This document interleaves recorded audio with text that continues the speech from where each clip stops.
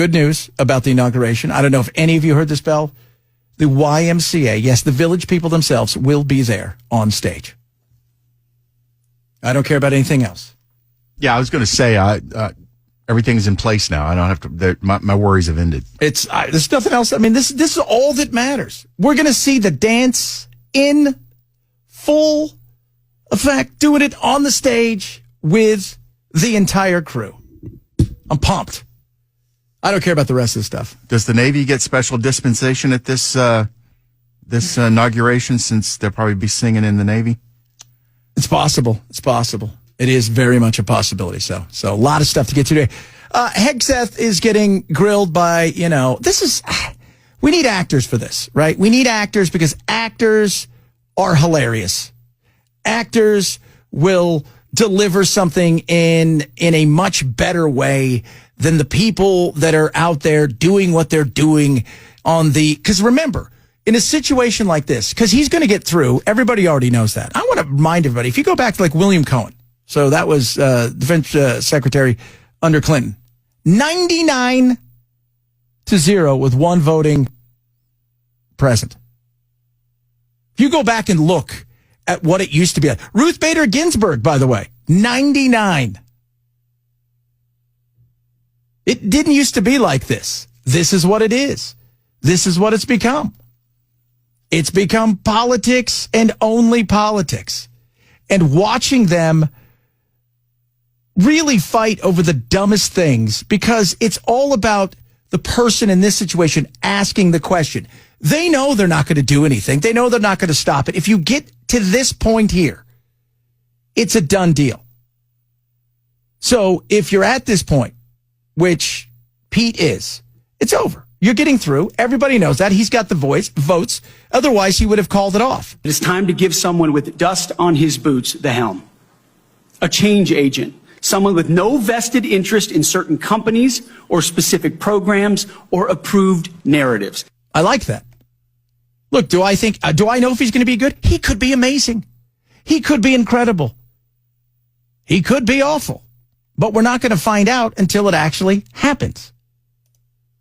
And instead, you have people asking the dumbest questions out there and repeating the dumbest things that they can think of. Our military is more diverse than it has ever been, but more importantly, it is more lethal than it has ever been. This is not a coincidence. Mr. Hegseth, I hope you will explain why you believe such diversity is making the military weak and how you propose to undo that without undermining military leadership and harming readiness, recruitment, and retention.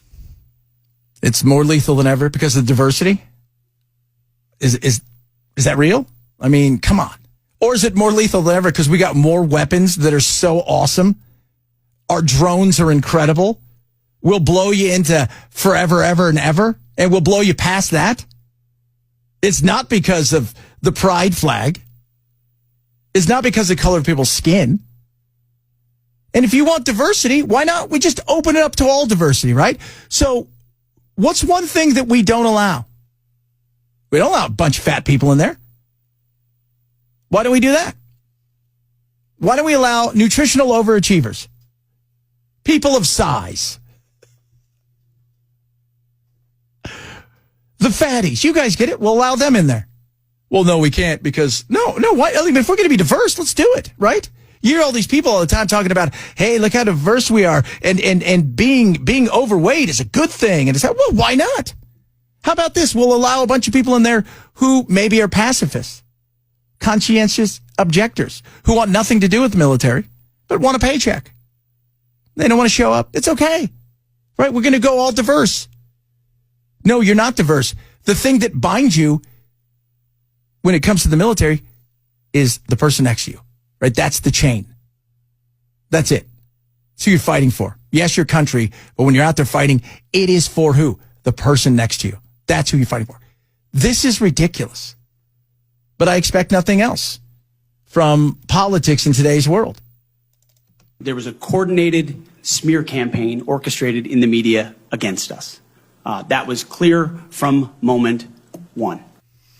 Of course there was. Hell, he couldn't even get through his opening little, speech he do without somebody yelling and coming in and going, waving flags or whatnot. Addressing the recruiting crisis, the retention crisis, and readiness crisis in our ranks.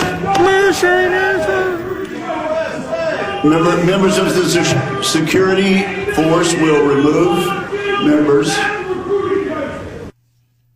But you're not going to let women fight.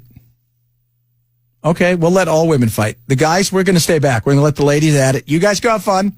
We're going to stay back here and see how this goes. By the way, in the future, and by, I think, the near future, men and women, we're obsolete in the battlefield. It's going to be robot on robot. Like, that's where we're headed. Drones, robots. Yes, will there be military? Will there be people out there, infantry? 100%. But it will be robot on robot. I'm not a perfect person, but redemption is real. Tim Kaine asking him, you cheated on your wife. He did. People make mistakes. People do stupid things. He did something stupid. Should he pay that price forever? Is there a place for forgiveness? I don't know. Did he beat any of these women? Well, where is all the, where are all these women? Why aren't they there testifying? How many of these people that are grilling him have girlfriends up there while their wives are at home? Oh, plenty. Yeah. Oh, plenty. And this is coming from a group that, by the way, Clinton? Nice, right? Like, oh man, let's not talk about that. That's all Hillary. You've gotten, how about the guy in California?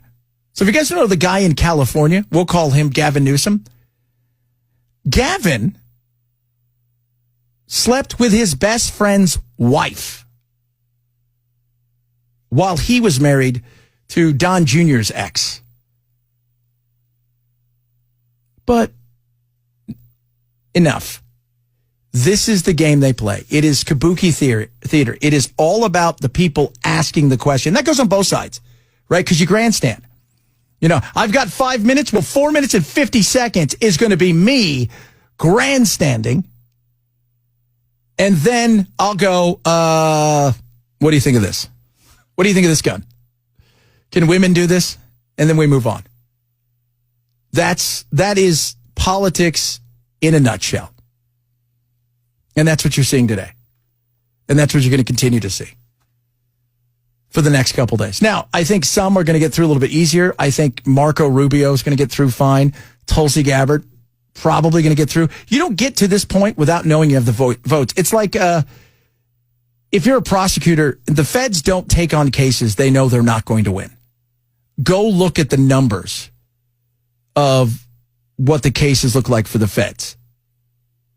They overcharge.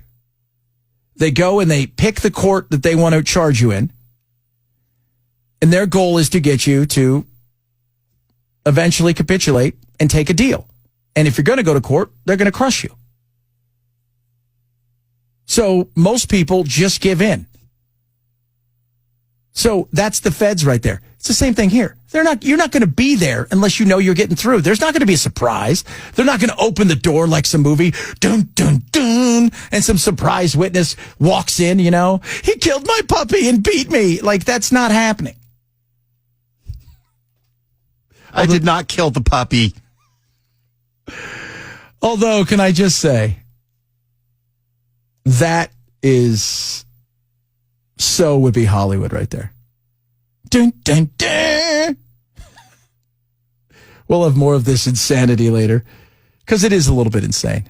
I mean, it is. It's just the self-importance and the self-aggrandizing about, look at me, act the part. How dare you, Pete Hegseth, if that's your real name. Will you slay dragons? No. Jack Smith released this thing, and nobody cares. Well, Adam Schiff does. He cares. Of course he does. He's so worried about this. He's concerned. I don't. Okay, so he released it. Now what? Well, does it change anything? No, it doesn't. He saw proof of Russian collusion with his own eyes. Yeah, he did. And he's going to bring it up next time he has a chance, but it isn't going to happen. Not a long ball hitter. Thin neck. It is, I'm sitting there laughing because if you're on the left, you got what you wanted, right? This thing's come out. It proved everything.